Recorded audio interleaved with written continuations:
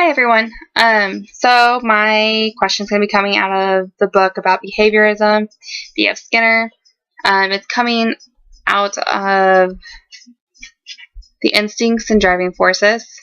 It's on page 40. And what I'm going to be talking about are the two examples that Skinner had mentioned in the second paragraph that's on in this chapter.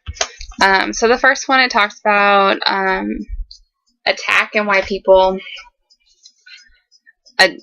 may attack due to aggressive behavior, such as he said in the book, by striking or biting.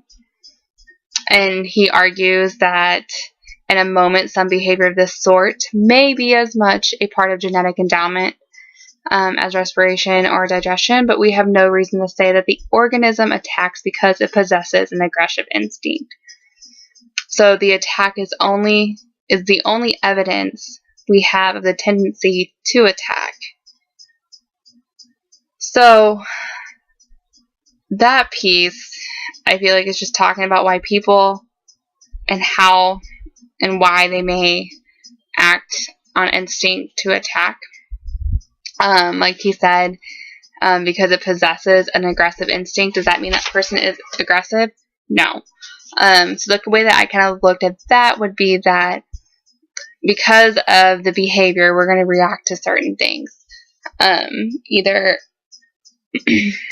because it's a natural instinct, I feel like.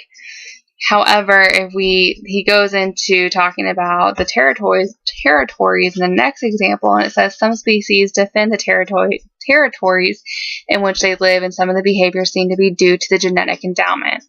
But to say that an organism defends its territory because of the territorial imperative or any other kind of instinct is simply to say that it is the kind of organism which defends its territory. So what I feel like he's saying in this is that individuals learn how to defend certain things because that's what has been instilled in them, rather than with the instincts, that's just a natural instinct. So, for example, like when we blink, we get dust in our eyes, we blink. But rather than the driving force, there's a reason why. There's always something. So I feel like that's kind of what they're talking about when it comes to both of these. So for both of those examples, the first one, defending ourselves, and then the second one is also defending ourselves in a different way.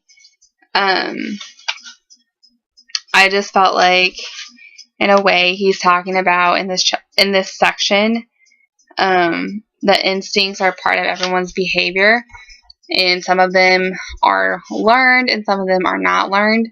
I just thought it was very interesting because everyone obviously reacts differently to different situations, and if you kind of relate it to what our kids deal with, that we'll be working with within the next couple months, how do you know, or what might a parent want change? So how could you teach or train or learn or shape a behavior of a child or student or client who reacts a certain way? What would you do to try to shape that behavior or in the way they react? Do you think we could? Do you think it's possible? But I just thought it was interesting, just kind of an interesting topic in this area, because I had never really thought about the way people, a natural instinct or the driving forces of why people really do what we do, even though we look at the behavior and what comes around. But sometimes I think it's just an important piece that we really need to be paying attention to as to why everyone does behave the way we do. So I just want to make sure, first off, I'm incorrect with my from what I read on those 2 points. Go ahead and correct me if you have if you read that differently. But also, if how would you, and then the answer to my second question would be, how could we help parents with interventions if they're wanting us to teach or reshape an instinct that someone may when they react to certain situations. So I'm curious and excited. To see what you guys will have to say about this. Thanks.